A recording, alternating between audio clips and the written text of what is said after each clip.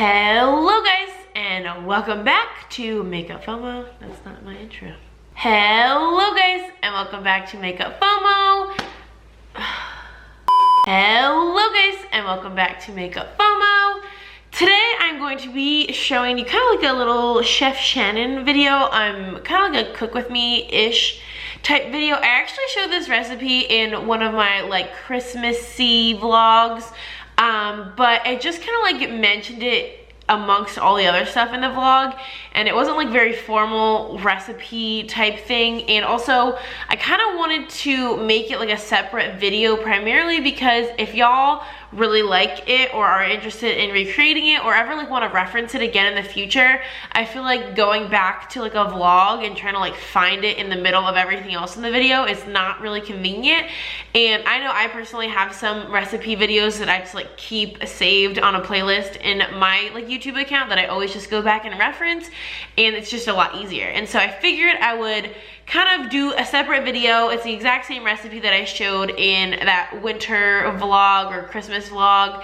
It's gonna be like my Ritz cracker brittle recipe. It doesn't really have like an official name, but I just call it my Ritz cracker brittle.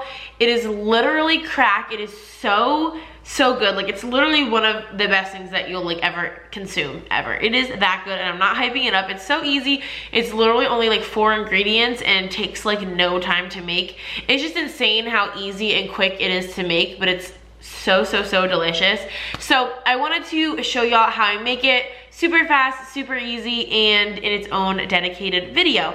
But if you would like to see the vlog where I kind of gave y'all a sneak peek to the recipe, I will definitely link it. I did a whole bunch of different, like, not vlogmas by any means, but just some Christmas themed like festivity videos that me and my husband were like out and about and doing fun stuff. And we are also going to New Jersey for Christmas, so I will have a bunch of like travel New Jersey vlogs while we're home. We're gonna be there for a whole week, so there's gonna be a ton of footage, a lot of like fun festive content coming your way. I'm not sure when this is going up in relation to all those other videos, but I'll link stuff. Stay tuned.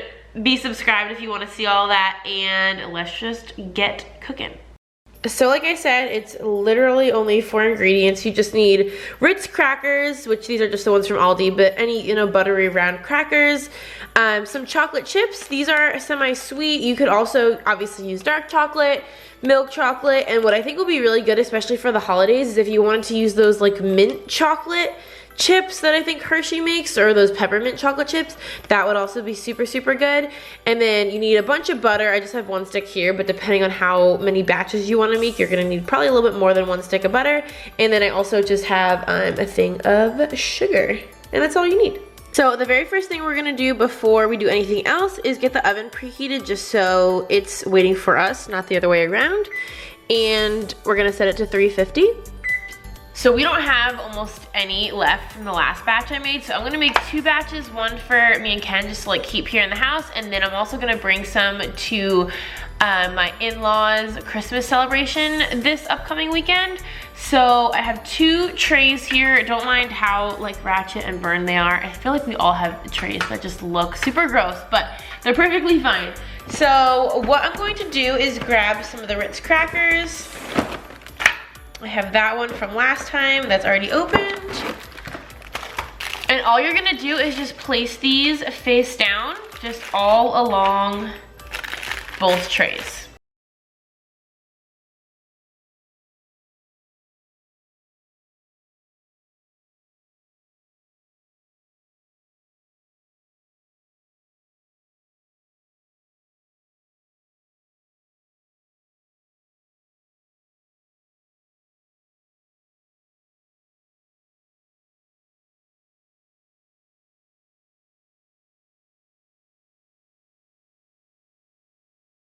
So obviously, depending on the size trays that you use, you're gonna use a different amount of crackers. But for these size trays, which these aren't huge, but they're also not super small, I used almost 2 full sleeves of those Ritz crackers. So if you're gonna make a few batches, or if you're gonna use really big trays, just make sure you get a few boxes of crackers. And also, I have not ever found that these stick to the tray, especially because A, they're buttery crackers, and B, we're covering them with a ton of butter. So I have not found that you need to like put any Pam or like butter on the bottom of these because they don't really have a problem sticking, so don't worry about that. Okay, so then we're going to start melting our butter and sugar to make like the kind of like sauce, I guess, for this. So what I'm gonna do is do it 2 separate times just so that I can make sure I split it evenly half and half. So you're gonna take 1 stick of butter and just microwave it until it melts, and then we're going to add 1/2 cup of sugar, and that's only going to be for 1 of these pans. And then I'm gonna do it again and do another stick of butter and 1/2 cup of sugar for this pan. If you feel like you're good at measuring half and half, then you could just do 2 sticks of butter and 1 full cup of sugar rather than 1 stick and 1/2 cup. You can do 2 sticks and 1 full cup, and then just drizzle it half and half amongst the pans, whatever you're more comfortable with.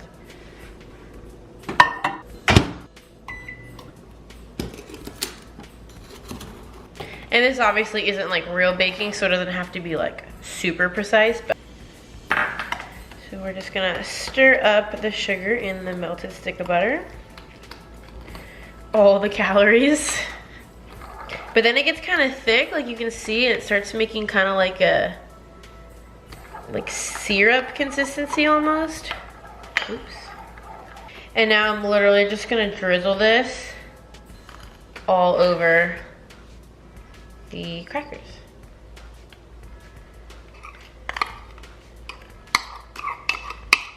And you don't have to worry about like spreading this out too much, like perfectly over the crackers or anything, because we're gonna put this in the oven now, and it's just gonna get even like more melty and bubbly, and it's kind of gonna like spread out by itself, you know?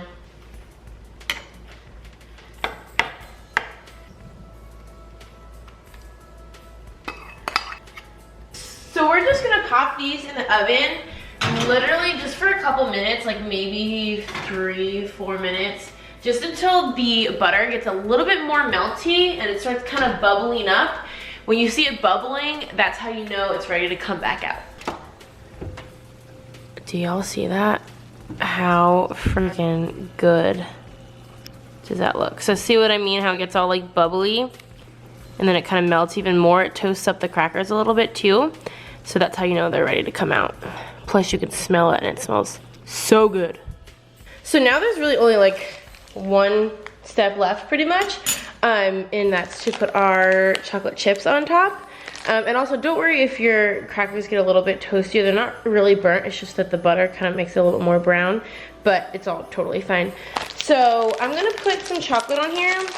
And this part is totally personal preference. Like some people I know will put like an entire bag on 1 tray, which to me is just like way too much chocolate, and I really just like the flavor of like the buttery, sugary crackers. That's like the main flavor that I like. I just like to add a little bit of chocolate just to like sweeten it up and add like another flavor. But if you put too much chocolate, in my opinion, it just basically ends up tasting like all chocolate, and you don't really get a lot of the like salty, sweet butteriness. So I use like less than half a bag per sheet so that it's not overly chocolatey, but it's totally up to you however much you want. And same thing with the butter. You don't have to worry about making this even like at all, because we're gonna put this back in the oven, and then when it comes out, we're gonna use a spatula and kind of like spread it out over top. So it doesn't really matter.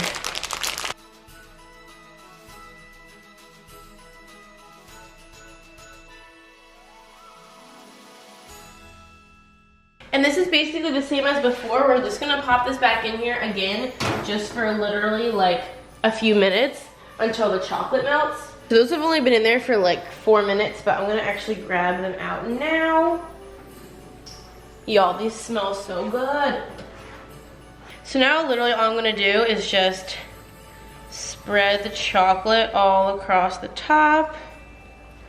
And I just like this really thin coating of the chocolate. You want it on like every cracker and every bite, but I personally just like it to be a really thin coating, just so you get a little hint of chocolate with each bite, but it doesn't like completely take over the flavor.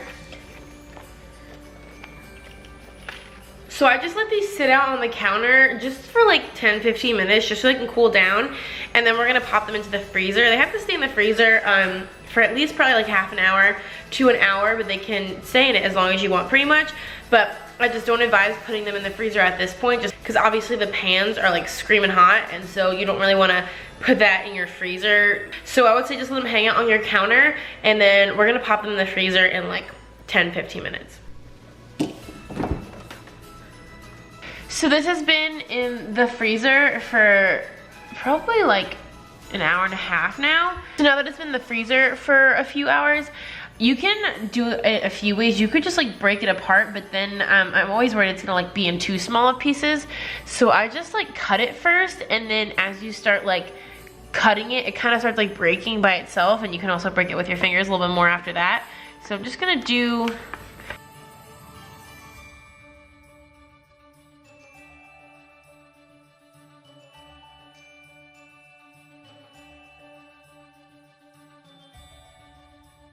and then you can kind of just like break it up.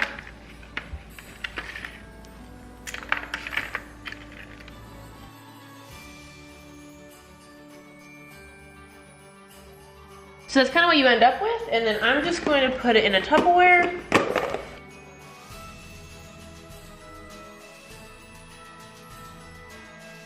And here is the finished product. So you actually get a ton. Like this whole entire Tupperware is filled, and this is like quite a decent sized Tupperware. So that's just from the one tray, and I still have a whole other tray in the freezer. So this yields quite a bit, and because this is like it's pretty rich and like sugary, you don't really need to eat much of it to feel, you know, like you had enough dessert and enough sugar. So we're actually bringing this to our to Christmas with my in-laws over the weekend, just because I think the kids are really gonna like it. So that's basically all there is to it. We keep that Tupperware in the freezer, especially because we're not gonna be bringing it for a couple days, but also even when I make it just for us to have around the house, we always keep it in the freezer just because it'll just keep better, and you know, obviously the chocolate won't melt or anything, but also it just tastes so much better, I think, when it's just super, super cold. It doesn't get to like actually frozen where you can't eat it. You can just like take a piece out and eat it, and it's not like frozen, but it's just nice and cold, and I think the flavor is just better that way. So that's a storage recommendation tip, and that's how we usually eat it. But that is going to be all for this video. I hope y'all enjoyed. If you would like to subscribe, we would love to have you. We have so much fun here, and until next time, I will see y'all in our next video. Bye guys.